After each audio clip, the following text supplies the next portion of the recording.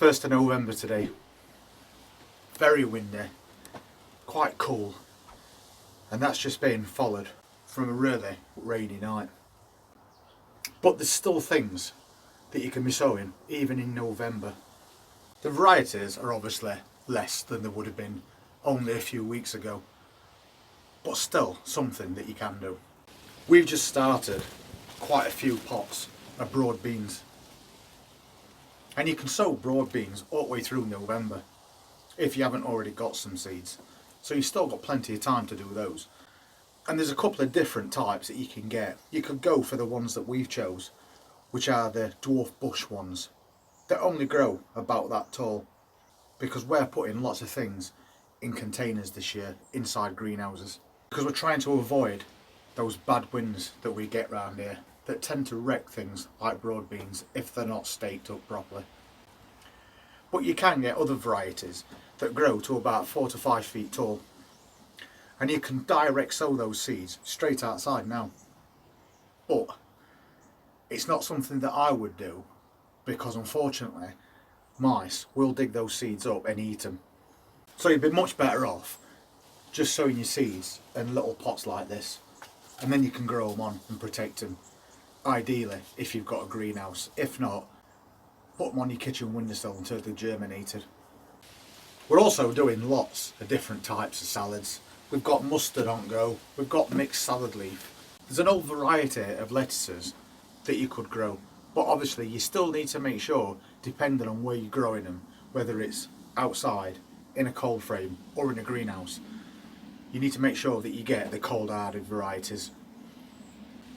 We're using one called all year round, and then there's another one called lamb's lettuce, which is another cold hardy one as well. A good time now to start off your spring onions. We've already got lots and lots on go, but we just keep popping them out of these little plugs that we do and sticking them in greenhouse, in ground.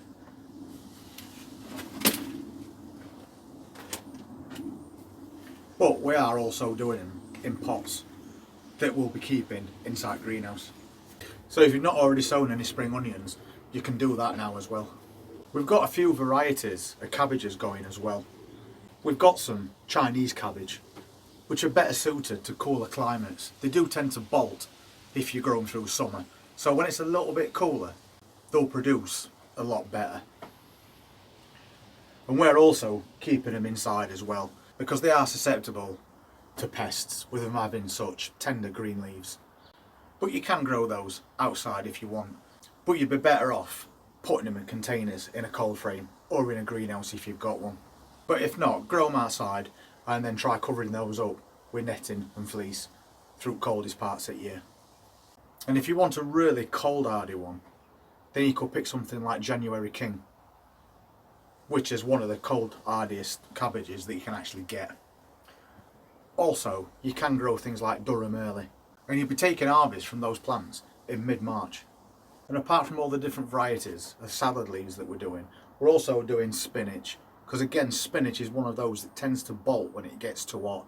And we've got a variety growing at the moment, and it's called Giant Winter. So these have germinated really well, and these won't bolt through autumn and winter, so we can still keep up with a supply of spinach. If you've not already got them, you can get Japanese overwintering onions as well, which you can plant outside and they'll grow perfectly happy through coldest parts of the year. Again, we'll be ready to harvest next year, usually sometime around May. When they've bulled up, you'll be able to pull those out just as you're putting in your main crop onions for that season. We're also growing carrots in here as well. We've got them in long containers, we've got them in tubs, and we've got them under benches, raised beds outside.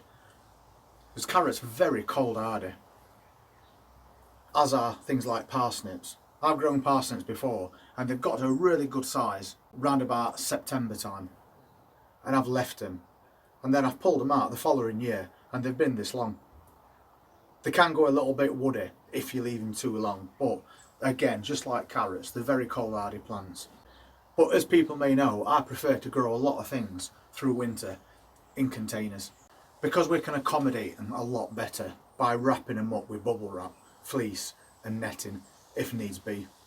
There's not so much a problem at this time of year with pests, because obviously things like the cabbage white have long gone, but you're still going to have problems with slugs and snails.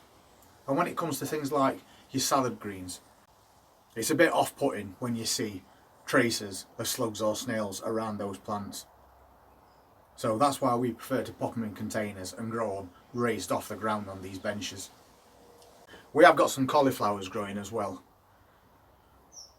And you can get cauliflowers that's called all year round if you wanted to get some and try and grow some of them. But again, for us, we're doing them in the greenhouses, because I just think at this time of year, the more protection you can offer your plants, the better off they're going to be.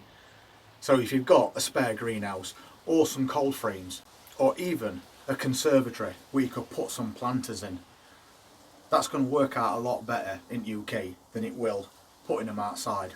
Sometimes it can get really cold in UK. It can drop down to -4, and that's probably going to be too much for quite a lot of plants. So whatever you do plant outside, make sure you fleece them. If it can drop on any cheap fruit plants, the bare root ones, you might see some deals in shops where they're dropping the prices drastically on things like that. They're worth getting and potting on and starting to grow now, because they have that stage of dormancy when they're cold, but they'll still put some roots down and get better established, ready to start growing again next spring.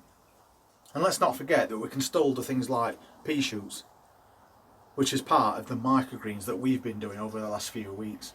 And pea shoots grow really quick and they're ready to harvest within just a few weeks.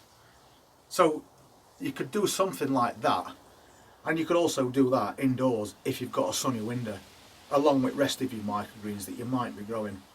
And then of course there's certain flowers that you can actually sow this time of year, things like sweet peas, especially if you sow them in containers, and again offer them a little bit of protection, and they'll start and get nicely established. And then you can also sow things like poppies and marigolds. Get them started early, give them that bit of protection to overwinter and get an head start on spring. And then of course, last but definitely not least, you can start some garlic. These have been growing for quite a few weeks now, and these are just normal everyday garlic bulbs that you buy from the supermarket, and I just separated the cloves and planted them in this container. But obviously you can grow garlic outside, no problem, because again it's one of the cold hardiest plants that you can grow. But we're trying these in containers, and I did some last year, and we got nice little garlic bulbs that grew from each plant, which is enough for what I need. So if you've not already done that, maybe have a think about starting some garlic as well. So although it does seem like there's not really much of anything to do, there's still quite a few things that you can sow to grow through autumn and winter and get ready for that early harvest come next spring. If you want to see what else we're going to be sowing and growing through autumn and winter, please hit that subscribe button, press that notifications bell, and we'll see you at the next one. Thanks for watching. Take care.